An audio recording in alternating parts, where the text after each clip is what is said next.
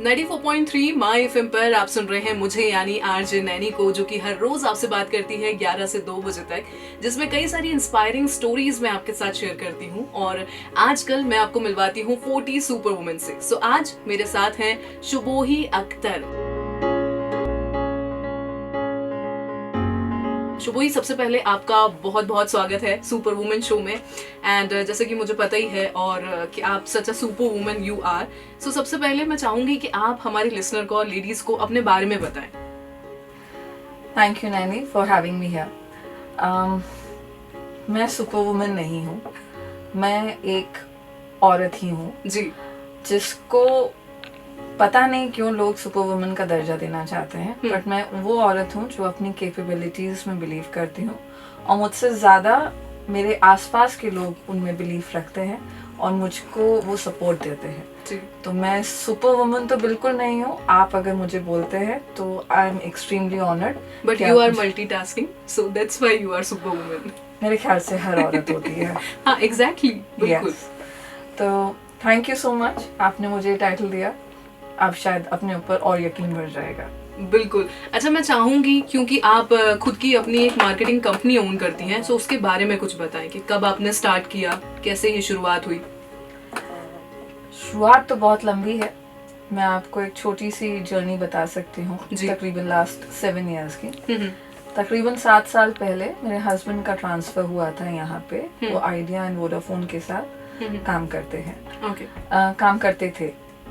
तो हमारा जब यहाँ पे ट्रांसफ़र हुआ, बल्कि हमने वॉलंटरी लिया था कंसिडरिंग हमारे पेरेंट्स जो हैं दिल्ली में बेस्ड हैं एंड बिकॉज उनकी एलिंग हेल्थ एंड एज की वजह से। तो जब हम यहाँ शिफ्ट हुए, so I was a complete hands on mum. मेरी छोटी बिटिया सिर्फ 6 months की थी। मेरी बड़ी बेटी 2 साल की हुई थी। तो हम लोग यहाँ पे शिफ्ट हुए, सब कुछ हुआ, हैंड्स ऑन मॉम थी, सब कुछ उनके साथ कब वक्त निकल जाता था।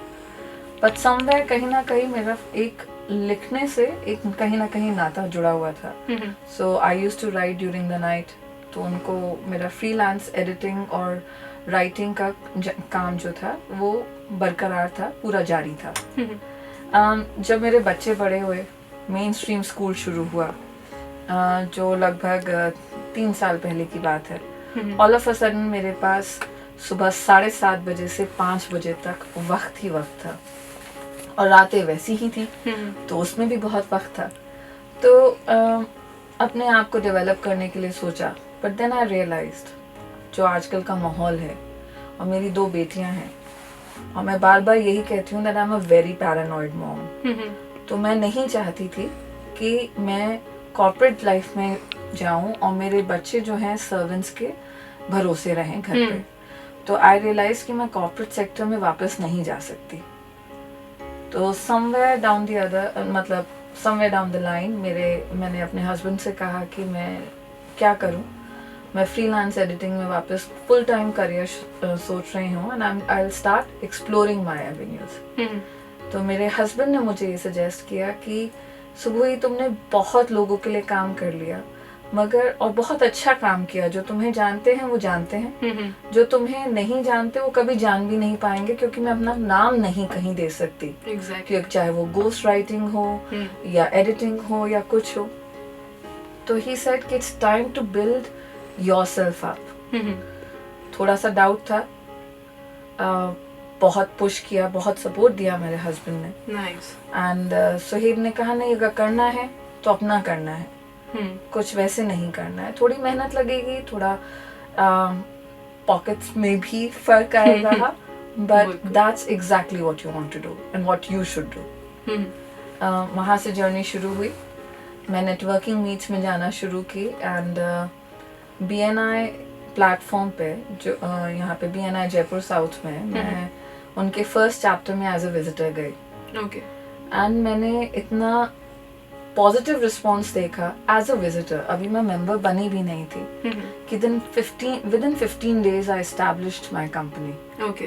And there has been no looking back ever since. मतलब इस तरीके से ये सारी चीजें आती गई और जर्नी शुरू हुई। कंटेंट राइटिंग से शुरू हुए थे हम 2 साल पहले। धीरे धीरे लोगों ने ही मुझ में इंटरेस्ट और मुझे ही कहा कि जब आप ये भी करते हैं, आप यहाँ कोऑर्डिनेट भी करते हैं, आप ये काम भी कर सकते हैं, तो why don't you start doing everything. मतलब थोड़ा सा परिवार का सपोर्ट, थोड़ा सा खुद का कॉन्फिडेंस, और जब लोगों ने भी कहा तो आपने खुद पर एक भरोसा किया, ये कह सकते हैं, आगे बढ़ने के लिए। नहीं, बिल्कुल ठीक कह सकते हैं मैं, मगर इसमें एक चीज गलत होगी, मेरा कॉन्फिडेंस वो शायद कहीं ना कहीं दब गया था। 9 years में there was a hiatus of 9 years. My last job was India Today Group, Thomson Digital, as a business development officer. And वहाँ से 9 साल के बाद अपना कुछ शुरू करना, you know, confidence शायद कहीं नहीं था. But I think my husband was in extreme support. मैं कहूँ तो फैमिली ने हमेशा ये कहा that you are made for bigger things. बड़ा भी मुझे इसी तरीके से किया that you are made for bigger things. And जो चीज़, जो डायरेक्शंस जैसे मिले, उनमें कभी मेरा नेगेटिव प्रॉस्पेक्ट नहीं था. यही सोचा हमेशा कि कहीं ना कहीं ऊपर वाले का हाथ है, वो ही मुझे किसी ना किसी डायरेक्शन में भेज रहा है, और वो डायरेक्शन शायद मुझसे ज़्यादा अच्छी, बेहतर सोची है. Okay. आई थिंक आज मुझे उसका रिजल्ट दिखता है. ओके, मतलब कुल मिला के एक लेडी को अगर पॉजिटिव सपोर्ट मिले तो वो जो चाहे लाइफ में वो कर सकती है, जो भी चाहे बन सकती है. उसके अलावा वो कुछ नहीं कर सकती. पॉजिटिव सपोर्ट बहुत जरूरी है. एग्जैक्टली, जो कई बार नहीं मिलता है, बहुत सारे लोगों को नहीं मिलता. बट यहाँ पे एक चीज और कहूंगी, फेमिनिज्म के अंदर ना 2 चीजें हो गई नैनी, कि अगर कोई सपोर्ट देना भी चाहता है तो वो पीछे हट जाता है कि कहीं ऐसा तो नहीं कि हमें बुरी तरीके से देखें, कि ये सोचें कि वो ये ना सोचने लगे मेरे बारे में कि क्या मैं नहीं कर सकती जो मुझे जबरदस्ती का सहारा मिल रहा है. हाँ, exactly. और कहीं ना कहीं हम में भी हिच होता है ये चीज कि अगर मैंने किसी से हेल्प मांगी तो मेरे बारे में क्या सोचेगा. बिल्कुल सही है. तो यहाँ पे मैं यही कहना चाहूंगी, हर एक से हेल्प हर एक को चाहिए होती है, चाहे वो एक औरत हो या फिर आदमी. और एक दूसरे का सपोर्ट सिस्टम अगर हम बन जाते हैं, चाहे वो फैमिली में हो या अपने फ्रेंड्स में हो, तो उससे बेहतर कोई बात नहीं.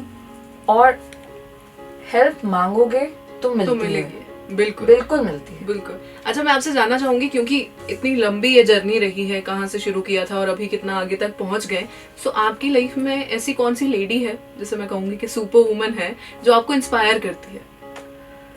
एक नहीं, कई है. ओके. पहला इंस्पिरेशन तो मेरी बुआ रही हैं. उनकी लाइफ इतनी ज़्यादा इमोशनली अपहीवल से भरी रही है. वो घर की सबसे छोटी बुआ थी हमारी. My mom passed away when I was 4. तो उन्होंने अपनी शादी की उम्र थी उनकी, उन्होंने उसको कहा कि नहीं, कि मुझे प्रिंस और सुबूही को देखना है, ठीक है, थोड़े से बड़े हो जाएंगे या जब तक भाई हमारे दूसरी शादी नहीं कर लेते तब तक मैं उनको संभालती हूँ. एक एज निकल गई. फिर उन्होंने जो हमें सपोर्ट सिस्टम दिया, सब कुछ दिया.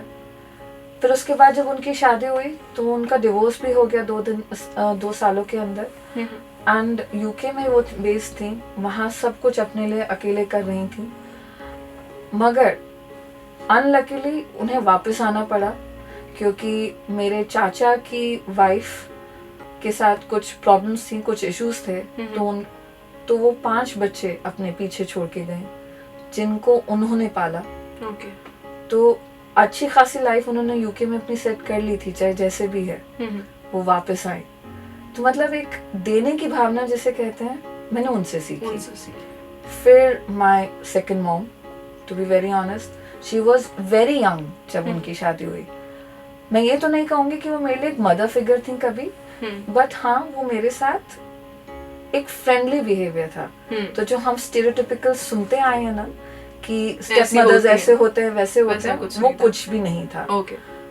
फिर देखा जाए तो मेरी ट्यूशन मास्टर दीपक मैम, उनके साथ भी कुछ ऐसे ही थे, कुछ कहानी थी. वो अकेली एक सिंगल मदर होने के बावजूद उन्होंने अपनी लाइफ बनाई. लकीली मैंने अपने आसपास सारी एंटरप्राइजिंग वुमेन देखी जिन्होंने कभी अपने आप को वीक नहीं समझा, जो इमोशनली बहुत स्ट्रांग थी, जो प्रॉबेबली सोशल सर्कल्स में इतना नहीं मूव करती थी, मगर दुनिया और दीन और दुनिया दोनों के बारे में अच्छी जानकारी रखती थी. तो मेरे लिए तो इंस्पिरेशन बहुत रहे हैं। हम्म। जयपुर में आने के बाद अगर मैं कहूँ तो मैम उषा, Okay. मैं उनके स्कूल के अंदर उनकी सेंटर हेड भी थी। सेरा इंटरनेशनल स्कूल्स के हिसाब उनकी चेन चलाते थे वो। मैम वर्षा, जिन्होंने इंस्पायर किया कि हाँ, that ladies can be so enterprising, they can be so bold in everything. Not that I was not one, but कहीं ना कहीं मदरहुड ने ना थोड़ा सा शेक कर दिया था, बिकॉज आसपास के माहौल जो जब चीज़ें सुनते हैं आप, तो इमोशनली आप कहीं ना कहीं वीक हो जाते हैं। बिल्कुल। उन लोगों से हमेशा ही इंस्पिरेशन। अच्छा, मुझे ये बताइए कि इतनी लंबी और इतनी खूबसूरत ये जर्नी रही, मतलब अप्स एंड डाउन्स, जैसा कि आपने बताया, सारी चीजें जानकर पता चला, तो इसमें फेलियर भी कई बार आपने फेस किया होगा। सो फेलियर से डील करने का एक आपका क्या फंडा है, मतलब कैसे आप उससे डील करती हैं? मेरे पास सबसे अच्छी गो टू एक्टिविटी जो है ना डी स्ट्रेसिंग की, वो है मेरे बच्चे। ओके। ठीक है, कहीं ना कहीं उनको देखती हूँ तो ये मालूम चलता है कि मुझे इनके लिए एग्जाम्पल सेट करना है और किसी के लिए नहीं। क्योंकि आपको मैंने बताया ही कि बहुत लाइफ के अंदर लेट मैंने अपना शुरू किया, तो उनको ये बताना कि किसी भी उम्र में कोई भी चैलेंजेस हो, कैसे भी हो, सब ओवरकम कर सकते हैं। तो अगर ये चैलेंज भी आया है तो इसे भी करना है, सो दैट भागना नहीं है। ओके। उन चीज़ों से मतलब उनको भी सिखाती हैं और खुद भी सीखती हैं ये चीजें। हर फेलियर कोई ना कुछ चीज़ सिखा के ही जाता है। अगेन सिर्फ यही सोचती हूँ कि कहीं ना कोई बेहतरी ही है। एग्जैक्टली। अच्छा, मैं चाहूंगी कि एक कोई मैसेज आप सारी जो लेडीज अभी जयपुर की आपको सुन रही हैं उनको दें। देखिए, रोजान बार ने अपनी एक कोटेशन में ये कहा था कि औरतों को ये सीखना पड़ेगा कि उन्हें पावर कभी मिलेगी नहीं, उनको लेनी है। ये औरतों के साथ ही नहीं, सबके साथ है। पावर किसी को मिलती नहीं है, वो अंदर से आती है, वो आपको लेनी पड़ती है। जब आप लोगों को दर्शाते हैं कि आप में क्या कैपेबिलिटीज हैं, तो वो पावर आप में जनरेट होती है। तो अपनी कैपेबिलिटीज में यकीन रखिए, कोई काम छोटा बड़ा नहीं होता। एग्जैक्टली। एंड मदद मांगने से चूकिए मत, आप मांगेंगे मिलेगी, चाहे वो घर में हो या बाहर। बिल्कुल। Thank you so much. मतलब बहुत अच्छा एक्सपीरियंस रहा और बहुत अच्छा लगा आपसे बात करके और आपकी स्टोरी सुन के। मतलब सीरियसली कि कहाँ से कहाँ एक इंसान पहुंच सकता है अगर उसे सपोर्ट मिले और वो खुद भी कोशिश करे। तो आई होप आपको भी मजा आया होगा, एंजॉय किया होगा आपने। बिल्कुल Naini, thank you so much.